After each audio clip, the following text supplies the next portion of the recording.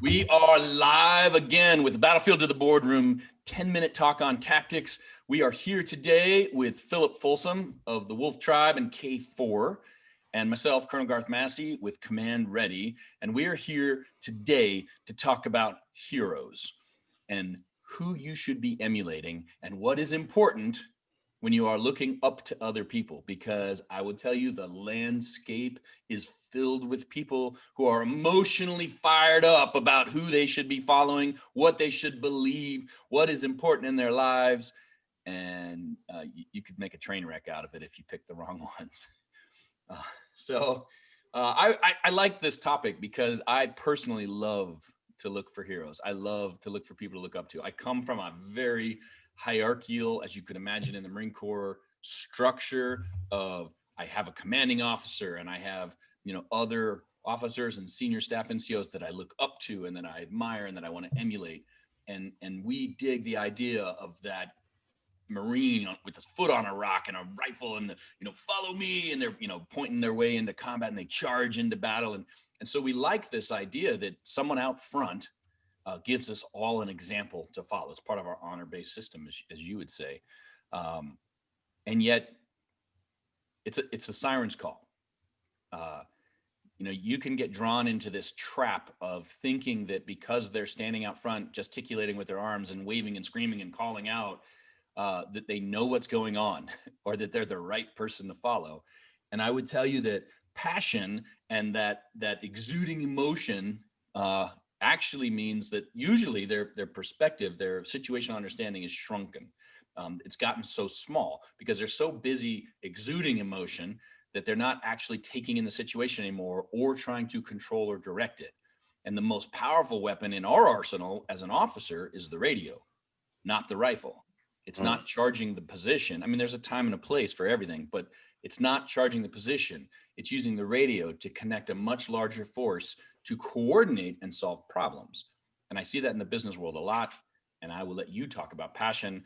But when you have someone in the business world who is fired up and passionate and emotional, that's not always the person you want to be your advocate, because they can cause a lot more harm than good. The common definition of passion is a very adolescent psychological version of what it really is. And that would be a heightened state of emotion. I'm passionate. I'm outraged. I'm offended. Right? I'm threatened. Like these are the people that you're talking about that will charge right up the hill, Teddy Roosevelt. And there is a time and a place for that. To be outraged and offended. But it's a very, very little tiny sliver of the entire human experience. And I refer to it as the hero's journey. There is a moment when you're deep in the road of trials where it's time to get very, very focused, which means subtractive, right? And stop hunting and start killing. Do that thing, get outraged, get active, lead from the front. Right? To use your language. But the majority of the time, that version of passion is very counterproductive. It's very adolescent. It's I need my needs met now. And my needs are the only needs. The actual mature psychological definition of passion refers to what you're willing to suffer for, such as the passion of the Christ, where he's crucified. It means it's the thing that has broken your heart or you have been wounded about that you're willing to make sacrifices for. And that doesn't always mean being from the front and being outraged and making yourself a target or leading your people into a cul-de-sac. That's where it often leads us into. Passion is actually the ability to sacrifice something right now for something better in the future. And that takes an understanding of time, take an understanding of deferring, your pleasures, and that's a very adult thing to do. And I think we're talking about adolescent heroes, which we're seeing all over the place, or a more mature hero, which is somebody who sees not just the trees, but the forest, not just the person and the issue, but the kingdom. Right. Well, I mean, it's the difference between, the hero with the sword that's charging the castle it's not really a hero. That's just sort of the action figure for right Mm. now, Yep. It's funny, and I just thought this as you said it, but it's funny that you would pick Teddy Roosevelt, right? And charging up the hill. I'm And a fan, by the way. I'm just saying. the That was, historians could maybe beat me up on this one, but not only was it a passion moment, right? Charge, follow me, running up the hill.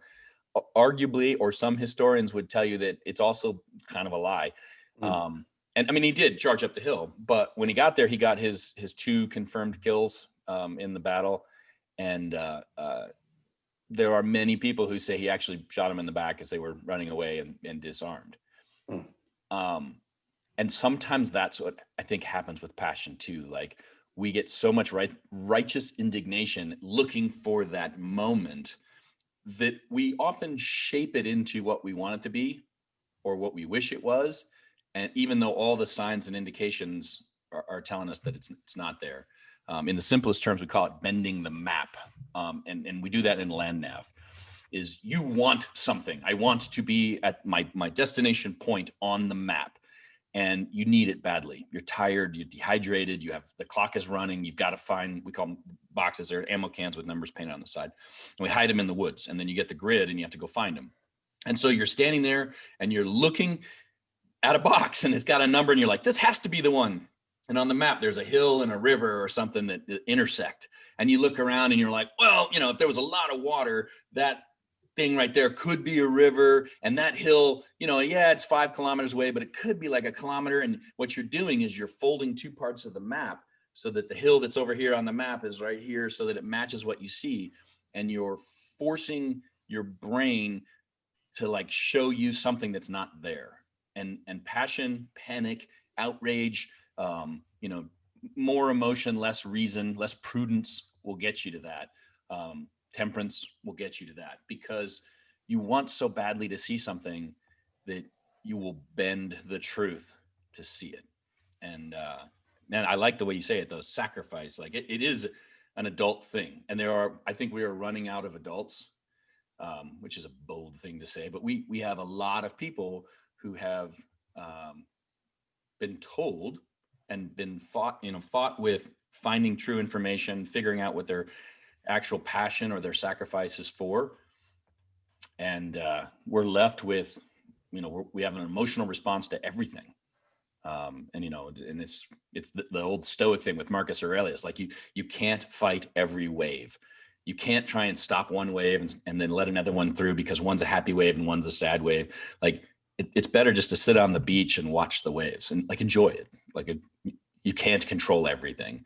And I think we've lost some of that in our effort to be passionate. And I've not heard people describe passion in the way you just did, which is powerful. I'll add another little variable to this conversation for the folks watching also is that this sense of outrage or heightened emotion, whichever one you want to call it, Sure. burns quick. It's like a little sugar high. It's not nutrition. It's not psychological or spiritual nutrition. This is just junk food. And it's valid and there are calories in it, but boy, it's not really long lasting stuff. So if we want to have things that have a little more body to it, stepping back and looking at things from a little more of the philosopher king, Marcus Aurelius, right, perspective. I think this is, and we're seeing a huge spike in people exploring Stoicism again, which is exciting. It's fun to see that showing up with all the different books, 2,000 years old and it's still around because it makes a lot of sense. But hey, 10-minute talk on tactics, choosing your heroes wisely. Look for people who are the eye of the storm. Look for people who actually understand facts and don't need to resort to yelling, screaming, name calling, tattling, and who aren't putting themselves in a position where they're seen running up the hill and shooting their pistols off because it may be a lie.